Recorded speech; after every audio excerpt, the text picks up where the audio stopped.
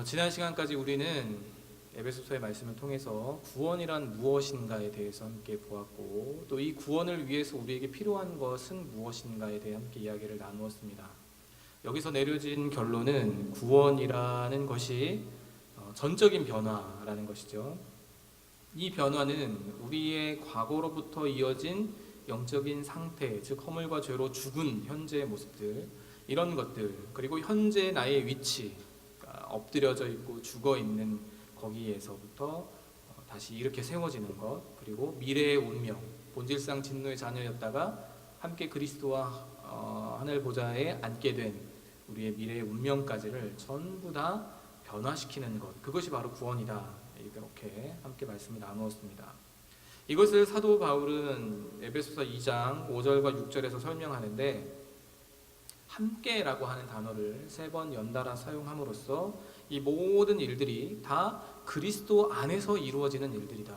우리의 과거의 영적인 신분이 변화되어지는 것과 현재 죽어있는 상태에서 살아나는 것과 하늘 보좌에 앉게 되는 이 모든 일들이 다 예수 그리스도와 함께 이루어지는 일이라는 것을 알려줌으로써 예수님을 떠나서는, 예수 그리스도를 통하지 않고서는 우리의 구원이란 결코 가능치 않은 것임을 가르쳐 주었습니다. 그리하여 7절부터는 그리스도 안에서 이루어지는 이 구원이 전적인 하나님의 은혜라는 것을, 하나님의 은혜의 선물이라는 것을, 인간의 노력이나 공로가 전혀 포함되어 있지 않고 필요치도 않은 하나님의 전적인 일이라는 것을 강하게 주장을 하였는데, 그걸 이제 우리가 지난주에 살펴봤죠. 은혜에 의하여 믿음으로 말미암아 구원받은 것이다, 이렇게 설명을 하고, 행위에서 난 것이 아니기 때문에 그 누구도 이 사실에 대하여 자랑할 수 없다라고 이야기를 합니다. 쐐기를 박아버린 것이죠. 사도가 이렇게까지 강하게 말하는 이유는 도대체 무엇일까요? 사도가 이렇게까지 강하게 인간의 노력, 여하가, 공로가, 우리의 어떠함이 구원에 있어서 하등 영향을 줄 수 있거나 혹은 이뤄낼 수 없다라고 이야기하는 이유는 무엇일까요? 그것은 교회 가운데 끊임없이 이 구원이라고 하는 것이 인간의 노력과 공로를 통해서만 이루어지는 것이다 라고 주장하는 자들이 있었기 때문입니다. 이들을 신학자들은 유대주의자들이라고 이야기를 하는데, 이들에게 있어서 구원이란 하나님과 특별한 관계 속에 들어가는 것이고 하나님과 특별한 관계를 맺는 거예요. 그럼 하나님과 특별한 관계를 지금 누가 맺고 있느냐? 유대인들이 맺고 있다는 거죠. 그럼 유대인들은 어떻게 하나님과 특별한 관계를 맺고 있느냐? 율법을 준수하고 할례를 행함으로써, 안식일을 지킴으로써, 그러니까 즉 내가 어떤 행위를 함으로써 하나님과 특별한 관계 속에 들어가 있다라고 가르쳤어요. 만약에 이들의 주장이 맞다면, 율법을 준수하고 할례를 시행하여야만 우리가 하나님과 특별한 관계 속에 들어가는 구원이 이루어진다라고 한다면, 그럼 우리의 믿음은 어떻게 되는 것이냐? 그것이 참된 구원이냐? 이 부분에 대해서 사도 바울의 말을 빌리면 이렇게 말할 수 있습니다. 갈라디아서 2장 21절에 이렇게 사도 바울이 말합니다. 자, 저를 한번 따라해 보세요. 만일 의롭게 되는 것이 율법으로 말미암으면 그리스도께서 헛되이 죽으셨느니라. 만일 우리의 의롭게 되어지는 것, 만일 우리의 구원받는 것, 이것이 우리의 율법 행위 준수에 달려 있다면 그리스도의 죽으심은 뭐라는 거예요? 헛된 것이다. 의미 없고 가치 없는 것이다 말하는 것이죠. 왜요? 내가 노력해서 구원을 따낼 수 있는데 예수님이 죽을 이유가 뭐가 있어요? 하나님의 은혜는요, 우리의 생각이나 수준을 뛰어넘는 것입니다. 우리 안에 이 부분에 대한 의심의 구름이 사라지고 불신앙의 안개가 거쳐져서 진리가 정말 뚜렷이 보일 때에 하나님의 큰 사랑과 놀라운 주님의 영광을 우리는 목도할 수 있게 될 거예요. 저는 부디 우리 청년들에게 이러한 은혜가 있기를 간절히 바랍니다. 교육관 2층에 아멘 놓고 온 줄 알았죠. 이 놀라운, 즉 하나님의 은혜로 말미암은 구원에 대해서 사도가 설명한 뒤에 이어지는 오늘 본문 말씀이 2장 10절인데, 여기서 사도는 이렇게 기술을 하죠. 우리는 그가 만드신 바라. 그러면서 또 한 번 이렇게 강조하여 표현합니다. 지으심을 받은 자니. 성경은 구원받은 하나님의 백성에 대해서 이렇게 표현합니다. 너희는 그에 의하여 창조된 이들이요 그가 빚으신 자이다. 그게 바로 만드신 바, 지으신 바라는 단어를 통해서 사도가 우리에게 알려주는 거예요. 이게 무슨 뜻이냐? 세상에 하나님이 짓지 않은 존재도 있습니까? 하나님에 의해서 세상에 나지 않은 사람이 과연 존재합니까? 그것을 이야기하는 것이냐? 그렇지 않고요. 오늘은 이 에베소서 10장 이 한 절 말씀을 통해서 구원받은 성도란 어떤 존재인가, 어떤 정체성을 가진 자들인가에 대해 함께 살펴보는 귀한 시간 되기를 간절히 바랍니다. 자, 첫 번째로 사도 바울은 구원받은 하나님의 백성에 대해서 이렇게 표현해요. 우리는 그가 만드신 바라. 근데 여기서 만드신 바로 번역된 헬라어 단어가 꽤 유명한 단어인데 포이에마라고 합니다. 따라해봅시다. 포이에마라고 하는 기독교 출판사도 있어요. 포이에마.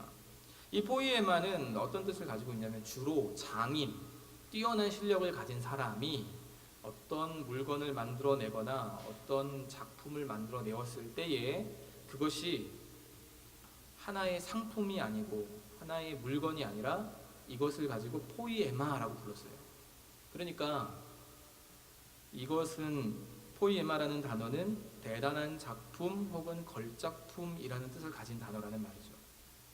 사도 바울이 우리는 그가 만드신 바라라고 이야기했을 때 거기에 담겨져 있는 의미는 우리가 하나님의 포이에마라고 말할 때에 거기에 담겨져 있는 의미는 두 가지입니다. 첫 번째는 성도의 성도됨은 내 스스로 만들어내는 것이 아니고 나의 의지적 선택에 달려있는 것도 아니고 이것은 전적으로 하나님의 손에 의하여서 만들어진 바다라는 거예요. 하나님께서 여러분을 만들어내셨다. 무엇으로요? 작품으로서. 여러분이 성도가 된 것이 여러분의 선택이나 여러분의 의지나 여러분의 마음에 따라 이루어진 것이 아니라 하나님이 여러분을 그렇게 만드셨다는 거예요. 모든 구원에 있어서 하나님의 절대적인 주권을 강조하고 있는 단어라는 말이죠. 두 번째는 그렇게 새로 지어진 여러분이 하나님 보시기에 어떠하냐를 말하는데 여러분 한 명 한 명을 향하여 하나님은 뭐라고 말씀하시냐면 나의 작품이다 라고 말씀하세요. 그게 포이에마라는 단어가 갖는 의미예요. 자, 옆에 분들 한번 보세요. 뒤에 분들도 보시고 오랜만에 온 사람, 처음 보는 사람, 새가족, 헌가족 많이 있죠? 자, 서로 이렇게 얘기해 봅시다. 당신은 사랑받기 위해 태어난 사람 안 할게요. 다시 당신은 하나님의 걸작입니다. 이렇게 또 한 번 하는데 이렇게 한 번 하기가 어렵나. 여러분들이 바로 하나님 보시기에 흠이 없고 여러분이 하나님 보시기에 어디에 내놔도 부끄럽지 않을 작품이라는 거예요. 아, 목사님 제가요? 물론 저도 여러분의 생각이 동의해요. 여러분이? 이런 생각이 들어요. 제가? 이런 생각이 들어요. 근데 이 시선은 우리의 시선이 아니라 누구의 시선이라는 거죠? 하나님의 시선이라는 거예요. 하나님의 시선. 하나님 보실 때 여러분이, 하나님 보실 때 여러분 한 명 한 명이 다 하나님 만드신 작품이라는 거예요. 이 사실에 여러분 위로받으시고 이 사실에 여러분 자부심을 가지시길 바랍니다. 아멘입니까 여러분? 근데 이 교훈에 대해서 반감을 가지는 사람이 있어요. 우리가 하나님의 작품이라는 사실에 대해서 우리를 하나님 보실 때 좋게 보신다. 이거에 대해서는 반감 갖는 사람 아무도 없어요. 그런데 이 진리의 의문과 반기를 드는 사람들이 있습니다. 어떤 사람들이냐? 교회 역사 가운데 늘 있어 왔는데 인간의 구원에 있어서 인간의 노력이나 인간의 어떤 역할이 필요 없다. 이것이 주어질 이유가 없다. 이것이 영향을 줄 수 없다는 것에 대해서 이렇게 반기를 들고 반문하는 사람들이 있습니다. 만약 구원받음이 전적으로 하나님의 일이라고 한다면 왜 누군가는 구원을 받고 누군가는 구원을 받지 못합니까? 하나님이 구원을 전적으로 다 주시는 거라면 모두를 구원해 주시면 될 텐데 그럼 문제가 하나도 될 것 없는데 왜 누구는 구원해주고 누구는 구원해주지 않나요? 자, 여러분 이런 생각 해본 적 있어요? 있죠? 있다고 좀 해줘요. 지금 시간이 한없이 흘러가고 있잖아요. 있죠? 아, 있구나.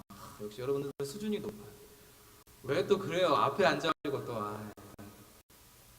자, 이런 생각을 가진 사람들은 구원에 있어서 인간의 우리의 노력이 역할이 조금이라도 있어야 한다고 생각을 합니다. 왜 그러느냐? 만약에 그렇지 않다면 구원받지 못한 것이 하나님의 선택을 받지 못한 것이라고 한다면 그 사람을 하나님이 벌하시는 것이 합당치 않다, 공정치 않다라고 보는 것이죠. 이건 우리 안에서의 생각은 합리적이고 우리 안에서의 생각은 그럴싸해요. 그래서 구원받지 못한 것이 우리의 탓, 우리가 자유의지를 활용하지 않은 탓, 우리가 하나님께로 가지 않은 탓, 우리가 믿지 않은 탓이라고 해야 저 사람이 구원받지 못한 것은 저 사람 잘못이야 라고 말할 수 있는데, 하나님의 전적인 선택과 은혜로 구원받는 것이라고 한다면 그 사람 탓이라고 말하기가 어렵다는 거죠. 그래서 이 사람들은 뭐라고까지 주장하느냐? 구원이 하나님의 예정으로 인한 것이라면 악도 하나님으로부터 기원한 것이다까지 이 논리가 그렇게 확장되어져 가요. 이에 대해서 우리는 철학적인 답변이나 사변적인 이야기를 할 필요가 전혀 없습니다. 왜냐? 오직 성경이 이 문제에 대해서 답을 주고 있기 때문에 그래요. 성경은 뭐라고 말합니까? 모든 사람이 죄를 범하였음에 하나님의 영광에 이르지 못한다고 말하죠. 또한 성경은 우리가 죄와 허물로 인해 이미 죽어있는 존재들이요 죄를 따라 행하였기 때문에 본질상 진노의 자녀라서 그 어떤 선함도 없고 그 어떤 선함도 만들어낼 수 없는 연약한 존재들이라고 가르쳐요. 공의의 하나님의 심판대 앞에서 아무도 자유로울 수 없기 때문에 스스로 행하여 선을 이뤄낼 수 없고 스스로 행하여 하나님의 편에 서지도 못하는 것이 바로 우리다라고 성경은 가르치고 있습니다. 그럼 어떻게 구원을 받죠? 무엇에 근거해서 구원을 받습니까? 에베소서 1장 5절에서 사도는 이렇게 말하죠. 그 기쁘신 뜻대로 우리를 예정하사, 하나님이 누군가를 구원하시는 것에 대해서 기뻐하는 마음을 가지셨고 그 기뻐하시는 마음을 통해 누군가를 구원 주기로 작정하셨다는 거예요. 모두가 하나님의 진노의 형벌을 받아 마땅하지만 하나님은 자신의 기뻐하시는 마음에 따라 누군가를 구원하시기로, 구원으로 부르시기로 마음의 결정을 내리셨다는 거죠. 여기서 더 나아가야 되는 생각은 무엇이냐? 하나님께는 모든 사람에게 구원을 값없이 베풀어 주셔야 하는 하등의 이유나 의무가 없다까지 여러분들이 나아가야 합니다. 예를 들어 봅시다. 제가 만약에 나라를 건설했어요. IS처럼 요즘 또 인도 어디에다가 자기들이 나라를 만들었다고 선언하고 그랬다고 하대요. 뉴스 보니까. 제가 나라를 만들었다고 쳐봅시다. 샤인국 해가지고 나라를 하나 만들었어요. 백성들을 막 불러 모읍니다. 그래서 법도 제정을 하고 우리나라에서 살고자 하는 모든 백성들은 여차저차 해야 되고 내 눈빛을 똑바로 3초 이상 쳐다봐서는 안 된다. 이런 식으로 얼토당토하는 법령이지만 그런 것들을 만들었다고 쳐봐요. 그리고서 이제 여러분들은 내 백성이 아니니까 모집되어진 이제 그 백성들이 살 수 있는 터전을 마련해주고 환경을 제공해주고 그들이 이제 자유롭고 편안하게 치안 속에서 살아갈 수 있도록 모든 것을 다 제공해줬어요. 그런데 그렇게 모여진 백성들이 어느 날 갑자기 저에게 나의 권위와 법률 아래서, 왕인 당신의 권위와 법률 아래서 살고 싶지 않습니다 라고 이야기하면서 그들이 쿠데타를 일으켰어요. 쿠데타를 일으켜서 그 왕 위의 권좌에서 끌어내리고 내가 그 자리를 차지하겠다라고 아주 참남한 생각을 했어요. 자, 이렇게 반역을 저질렀을 때 여러분, 왕인 저는 어떻게 해야 됩니까? 왕 위에서 물러나 여러분 마음껏 나라를 다스리세요 하고 물러나야 돼요. 어떻게 해야 돼요? 그 반란 세력들에 대하여서 응징하고 나라가 정해놓은 법령과 규례를 따라 어떻게 해야 돼요? 쿠데타를 일으킨 이들을 처벌해야 되죠. 이때 반역자들이 왕이여, 왜 왕은 우리를 불쌍히 여기지 않습니까? 왕이여, 왕은 왜 우리를 다 용서하지 않습니까? 왕이여, 왜 당신은 모든 것을 정해진 법대로만 합니까? 우리를 다 용서해 주세요 라고 말을 하면 여러분 그건 어떻죠? 염치 없는 말이죠. 그들은 그렇게 말할 자격이 없어요. 그들은 그렇게 말해서는 안 됩니다. 그들이 할 수 있는 말은 오직 무엇밖에 없어요? 왕이여 우리를 불쌍히 여기소서, 우리가 잠시 정신이 나갔었나 봅니다. 제발 용서하여 주시옵소서, 이렇게 말해야 정상 아니에요? 죄인들은 그렇게 외쳐야 합니다. 세상 사람들은 그렇게 외쳐야 돼요. 왜 누구는 구원해주고 왜 누구는 구원해주지 않나요? 라고 외치는 것이 아니라 하나님 나에게도 구원을 주십시오 라고 그렇게 외쳐야 해요. 왜요? 우리 모두는 하나님 앞에서 반역자들이기 때문에, 우리 모두는 하나님 앞에서 반역의 죄를 범한 자들이기 때문에 그래요. 하나님께서 우리를 모두 다 심판하시기로 작정하셔도 우리는 그 앞에 어떠한 반기를 들 수 없고 우리는 그 공의로운 심판대 앞에서 자유로울 수 없는 사람들입니다. 그렇기 때문에 왜 누구는 구원해주고 누구는 구원해주지 않느냐고 따져 묻는 것은 자신의 처지를 잘못 알고 있는 매우 경솔한 말이 되는 것이죠. 사도 바울은 로마서 9장 19절에서 23절에 이렇게 답을 합니다. 우리 로마서 9장 19절부터 23절 말씀을 찾아서 같이 한번 읽어봅시다.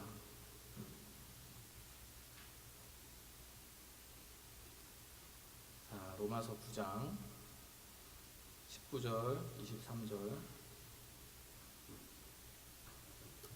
저와 여러분이 한 절씩 교독하겠습니다. 혹 내가 내게 말하기를 그러면 하나님이 어찌하여 허물하시느냐 누가 그 뜻을 대적하느냐 하리니 내가 누구에게 감히 하나님께 반문하느냐 지음을 받은 물건이 지은 자에게 어찌 나를 이같이 만들었느냐 말하겠느냐 토기장이가 진흙 한 덩이로 하나는 귀 있을 그릇을 하나는 천 있을 그릇을 만들 권한이 없느냐 그의 진노를 보이시고 그의 능력을 알게 하고자 하사 멸하기로 준비된 진노의 그릇을 오래 참으시고 관용하시고 또한 영광 받기로 예비하신 바 긍휼의 그릇에 대하여 그 영광의 풍성함을 알게 하고자 하셨을지라도 무슨 말을 하리요.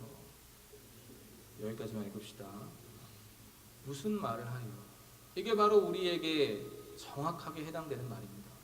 누군가를 구원하시기로 기뻐하셔서 그들을 예정하시고 부르시고 의롭다 하시고 다시 살리신 일에 대하여 우리가 무슨 말을 할 수 있습니까? 이건 은혜예요. 하나님이 진노의 그릇을 오래 참으셨다가 그들에게 쏟아 부으실 때에 우리가 왜 그렇게 하십니까? 라고 말할 수 없어요. 왜 그렇죠? 모든 주권은 하나님께 있고 모든 잘못은 우리에게 있기 때문에 그렇습니다. 우리는 하나님께 따져 물을 권리가 없다는 것이죠. 사랑하는 여러분, 하나님은 이미 망가질 대로 망가진 여러분과 저를 다시 그리스도와 함께 살리셨고 일으키셨고 하늘 보좌에 앉혀주셨습니다. 그리하여 이전과는 전혀 다른 존재로 변화시켜 주셨어요. 그리고는 말씀하십니다. 너희는 나의 포이엠이다. 너희는 나의 작품이다. 우리는 그의 작품이다. 여러분의 가치는 여러분이 잘하는 특기나 여러분이 가지고 있는 능력이나 여러분이 쌓아 올린 스펙에 있지 않습니다. 여러분의 배경에 달려 있지 않아요. 여러분의 가치는 어디에 있죠? 오직 여러분을 사랑하시사 다시 새롭게 만드신 하나님의 작품으로 새롭게 빚으신 그 하나님의 손길과 능력과 사랑에 있음을 여러분 믿으시기 바랍니다. 하나님은 여러분을 구원하시고 그의 작품이라고 부르셨어요. 이 사실이 하나님의 주권하에 이루어진 일이라는 것이 하나님의 은혜로 주어진 구원이라는 것이 여러분에게 믿어질 때에 그것이 여러분에게 참된 위로와 소망이 될 것입니다. 그러면 여기서 나올 수 있는 질문은 무엇이냐? 하나님이 왜 나를 하나님의 작품으로 다시 빚으셨느냐? 왜 그렇게 나를 다시 만드셨느냐? 라는 질문을 할 수 있겠죠. 사도 바울은 이에 대해서 에베소서 2장 10절에서 다시 이렇게 설명합니다. 우리는 그가 만드신 바라 그리스도 예수 안에서 선한 일을 위하여 지으심을 받은 자니. 사람들은 구원에 대한 성경의 진리를 발견하며 이렇게 질문을 해요. 사람의 선행과 행실이 구원에 하등 영향을 끼치지 못한다면 사람이 선하게 살아야 하는 이유는 무엇입니까? 우리가 왜 이 땅에 살아가면서 선하게 선한 행실을 하며 살아가야 됩니까? 우리가 구원으로 예정되어 있다면 우리 마음대로 살아도 어차피 구원이니 내 마음껏 방종하고 유혹에 따라 얼마든지 살아가도 되는 것 아닙니까? 이렇게 질문을 해요. 사랑하는 여러분, 여러분은 어떻게 생각을 하십니까? 이 부분에 대해서도 저는 제 생각을 여러분들께 말씀드릴 필요가 전혀 없어요. 왜냐? 성경이 이것을 우리에게 가르쳐주고 있기 때문에 그렇죠. 사도는 말합니다. 우리는 선한 일을 위하여 하나님의 작품으로 만들어졌다. 선한 일을 통해 하나님의 작품이 된 것이 아니에요. 하나님은 우리를 하나님의 작품으로 만들어 놓으시고 이 작품을 통해 하나님의 능력을 드러내 보이기를 원하시는데 그 능력 드러나 보이는 일들이 여러분의 선한 일을 통해 이루어진다는 거예요. 그래서 하나님은 우리에게 선한 일을 위해 작품으로 만드셨다고 말씀하십니다. 선행은 구원을 위해 필요한 것이 아니라 구원받은 자에게 필요한 거예요. 선행은 우리를 구원으로 이끄는 것이 아니라 선행은 우리에게 구원받은 자다운 삶으로 이끄는 요소가 되는 것입니다. 그러므로 여러분, 선한 일은, 선한 행실은, 선한 마음은 구원받은 자로서 마땅히 그리고 당연히 의무적으로 행해야 하는 거예요. 왜요? 하나님이 여러분을 그것 위해 구원 주셨기 때문에. 하나님이 여러분에게 그거 하라고 구원 주셨기 때문에 거기서부터 출발해야 된다는 것이죠. 이것에 대해서 사도는 디도서 2장 14절에서 이렇게 설명을 합니다. 그가 우리를 대신하여 자신을 주심은 모든 불법에서 우리를 속량하시고 우리를 깨끗하게 하사 선한 일을 열심히 하는 자기 백성이 되게 하려 하심이라. 우리를 구원하신 이유, 우리를 속량하신 이유, 이 모든 것이 하나님 안에서 선한 일에 열심 내는 하나님의 친백성 되게 하려 하심이라는 거예요. 그러니 선한 일은, 선한 행실은, 선한 삶은 모두가 성도로서 마땅한 바이고 당연히 실천해야 되는 바라는 것이죠. 힘을 다해서 우리가 노력해야 하는 바가 되는 것입니다. 구원받았고 예정 입었으니 이제는 마음껏 세상에서 누릴 것 다 누려보겠다고 여기는 사람들은 은혜를 헛되이 받은 사람들이에요. 은혜를 잘못 알고 있는 사람들이에요. 구원에 대해서 잘못 이해하고 있는 사람들입니다. 부르신 이의 뜻과 계획에 합당치 않게 살아가는 거예요. 그런 사람들은 자기가 정말로 구원을 받았는지를 점검해 보아야 합니다. 그래서 고린도후서 13장 5절에서 사도는 이렇게 말하는 거예요. 너희는 믿음 안에 있는가? 너희 자신을 시험하고 너희 자신을 확증하라. 네가 진짜 구원받는 믿음 위에 서 있느냐? 형식적으로 교회 나오고 종교 생활에 물들어 있는 것인지 진짜 하나님께서 은혜로 베푸시는 믿음으로 말미암는 구원을 얻은 것인지 너희 영혼의 상태를 점검해 보아라. 그래서 내가 성령의 열매로서 착한 행실을 맺어 나아가면 내가 참으로 구원받은 사람이 맞는 것이고, 그것이 아니라 늘 허랑방탕한 세상의 유혹과 여러 가지 많은 즐거움들을 추구하며 그것을 즐거워하고 그 안에서 살아가고 있다면 내 영혼의 상태가 어떠한 것인지, 내가 진정으로 구원받은 사람인 것인지, 그것이 맞는 것인지 점검해 보아야 한다는 거예요. 무엇을 통해서 우리가 참 믿음 안에 있으며 구원받은 성도인지 알 수 있습니까? 요한일서 3장 10절은 이렇게 말합니다. 이러므로 하나님의 자녀들과 마귀의 자녀들이 드러나나니 무릇 의를 행하지 아니하는 자나 또는 그 형제를 사랑하지 아니하는 자는 하나님께 속하지 아니하니라. 참으로 구원받아 하나님의 자녀로 그리스도의 제자로 거듭나고 변화된 사람들은 하나님이 행하신 일들을 함께 행합니다. 우리 주 예수 그리스도께서 보이신 삶의 모범을 따라갑니다. 그분이 하신 것이 무엇이에요? 선한 일이죠.